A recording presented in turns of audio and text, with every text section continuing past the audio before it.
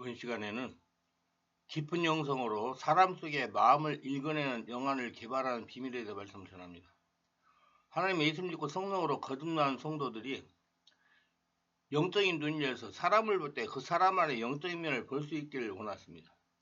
이는 생명의 말씀을 삶에 적용하며 체험함으로 사람의 심령을 읽는 영성이 개발되어 가는 것입니다. 사람의 심령을 읽는 것은 눈으로만 읽는 것이 아닙니다.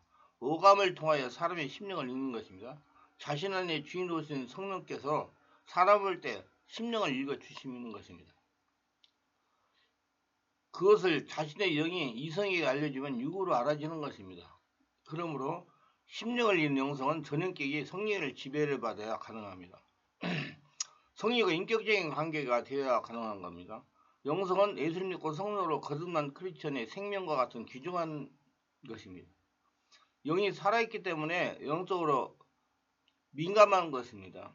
영적으로 둔한 사람은 귀신이 자신에게 침입을 해도 알지 못합니다. 성령으로 충만하여 영적으로 민감한 크리스천은 하나님의 역사를 눈으로 보고 몸으로 감지하면서 하나님의 인도를 따라가게 됩니다. 세상에서 귀신 역사와 성령 역사를 분별할 수가 있습니다. 사람은 영적인 존재입니다. 세상은 영적인 세력의 장악당에 있습니다.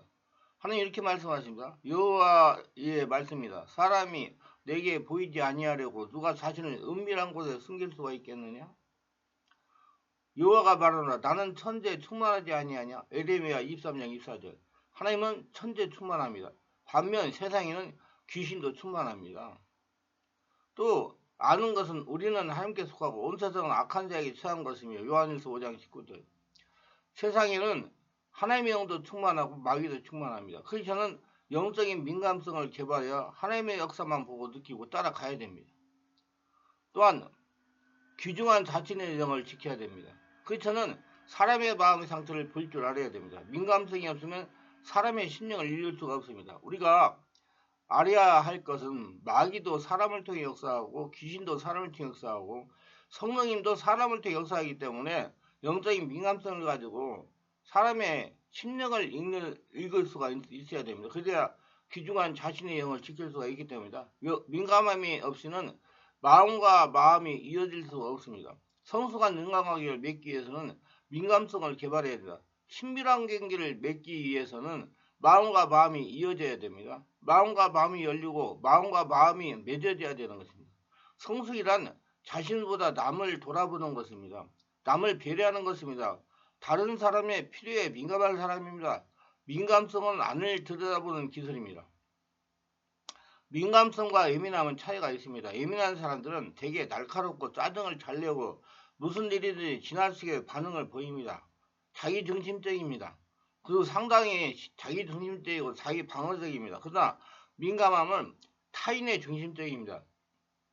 민감함은 자신을 변호하고 방어하기보다 다른 사람의 입장을 이해하고 변해주는 데 사용되는 사랑의 도구입니다.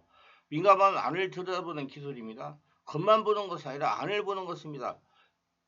피상적으로 보는 것이 아니라 깊이 보는 것입니다. 세상에서 가장 강력한 능력은 자신을 바르고 정확하게 보는 눈입니다. 사람은 자신을 바르게 보고 판단할 줄 알아야 인생길에 장애와 시련을 만나는 경우가 적어집니다. 너 자신을 알라. 생명의 말씀과 성령으로 영적인 눈을 열어야 자신을 볼 수 있게 됩니다. 영적인 눈은 성령으로 열리기 때문입니다. 악내가 열리는 눈은 다른 사람을 잘 보는 눈이 열립니다. 성령은 자신을 정확하게 보게 하십니다. 자신을 보는 눈이 열리면 사람을 의식하지 않습니다. 사람들이 스트레스를 받고 상처를 받으면서 살아가는 것은 다른 사람을 의식하기 때문이다. 다른 사람보다 더 잘 데려가기 때문에 스트레스를 받고 어려움을 당하는 것입니다. 자신은 다른 사람보다 부족하다고 느끼기 때문에 상처를 받는 것입니다. 자신은 자신일 따름입니다. 인생을 살아가는 길에 옆에 사람 의식하지 말고 하나님만 의식하며 행복한 삶을 살아갈 수가 있습니다. 그리고 하나님은 우로좌로 치우치지 말라고 그래요. 세상 풍속에 따라가지 말고 사람 말에 눈 돌리지 말고 오직 하나님께 집중하고 하나님만 주인을 모시고 살아가라고 그래요. 그러면 여러분 인생이 행복합니다. 하나님만 의식하려면 영적으로 민감해야 됩니다. 민감하다는 것은 관심이 남과 다르다는 뜻입니다. 하나님께 관심이 있으니 민감한 것입니다. 민감함이란 사람들의 삶의 이면에 숨어있는 실체들을 보고 느끼며 그에 따라 적절한 행동이나 반응을 결정할 수 있는 독특한 능력을 말합니다. 생리적 차원에서 민감이란 촉각과 미각과 시각과 청각과 후각을 통해 사물에 대한 판단을 내릴 수 있는 능력을 말합니다. 민감하기는 온몸으로 사랑하는 사람을 감지하는 것을 의미합니다. 어떤 면에서 민감은 오감을 사용하는 것입니다. 민감함의 대가는 예수님입니다.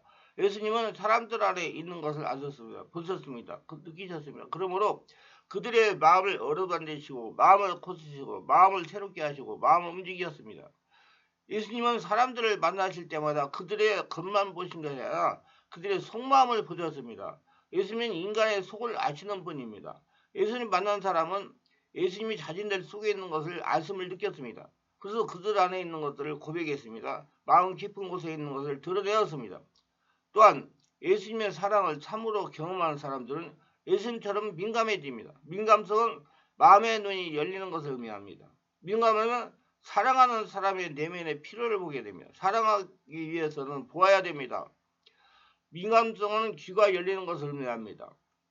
민감해지면 남이 들을 수 없는 소리를 듣게 됩니다. 마음의 소리를 듣게 됩니다. 마음 깊은 곳에 외치는 영혼의 외침을 듣게 됩니다. 또한 영적 민감성이 개발된 사람은 성령의 음성을 듣게 됩니다. 민감을 통해 얻게 되는 경청의 기술은 곧 지혜에서 오는 것입니다. 민감성은 감각이 열리는 것을 의미합니다. 민감해지면 느낌이 열립니다. 감정이 열립니다. 우리 오감이 열립니다. 상대방의 아픔과 고통과 사랑을 온몸으로 느끼게 됩니다. 민감성을 발휘하는 것은 타이밍과도 밀접한 관계에 있습니다. 민감성이 개발된 사람은 순발력 있는 사랑을 하게 됩니다. 적절한 때에 사람을 세우고 사람을 키우는 사랑을 하게 됩니다. 민감성은 어느 정도 타고날 수 있습니다. 이것은 나에게 주어진 하나의 축복이자 의미가 아닐까요? 위로하는 자 참으로 위로하시는 이는 하나님이시지만 그분께로 함께 손잡고 나아가 그분의 위로를 받게 하는 아내의 역할이 나에게 주어진 것은 아닌가 생각해 봅니다. 그러므로 더욱 기도하고 더욱 사랑하고 더욱 민감함을 개발해야 할 필요가 있습니다. 민감함이 예민함이 되지 않고 하나님의 선한 뜻을 이루는 좋은 도구로 쓰임받게 노력해야 됩니다. 영적 민감성을 개발하는 여러 가지 방법입니다. 첫째, 민감성을 개발하는 방법입니다. 개인적인 사역에서 좀 더 정밀한 분별을 위해서는 성령 안에서 보다 깊은 기도를 하면서 좀 더 깊은 영적인 기능이 동원되어 성령이 나타나는 민감한 상태에서 영감이나 환상이나 느낌이나 냄새로 분별을 합니다. 손을 머리에 얹거나 사역자가 동성애자라면 상대방의 가슴에 손을 얹어 심령을 들여다보는 기도를 합니다. 저는 등에다가 이성이면 등에다가 손을 댑니다. 사단이 스치나 귀신이 눈앞에 스쳐 지나가는 모습을 보이기도 하며 냄새를 풍기기도 합니다. 예를 들어 음란 마귀는 강한 음욕을 자극하며 인색한 마귀는 인색한 마음을 느껴지며 교만한 마귀는 완악하고 교만한 마음을 느껴지며 사랑의 마음은 사랑으로 전달되어 눈물이 흐를 정도의 강하게 전해올 때도 있습니다. 그리고 이 사람은 사기꾼이다 라고 알려줄 수도 있습니다. 제가 성령철 사역하면서 몇 시간 안수 사역하니 이런 능력이 점점 민감해졌습니다. 그래서 은사 사용을 할수록 개발되고 발전되는 것입니다. 이러한 민감한 영적인 감각이 항상 느껴지는 건 아니지만 영적으로 예민해진 분위기에 영이 예민해지는 상황에서 느껴지는 것을 볼 수가 있습니다. 귀가 안 들리는 성도를 기도하니 귀에서 연기가 빠져나간 것 같은 모습으로 사라지는 것을 보았습니다. 그래서 지금 귀가 들리냐고 했더니 20년간 한쪽귀를 듣지 못했는데 이제 잘 들립니다. 얼굴이나 눈이나 머리 부분에 검은 어둠이 쌓여있거나 사악한 느낌을 주기도 하며 때로는 머리가 습했다고 두려움을 주기도 합니다.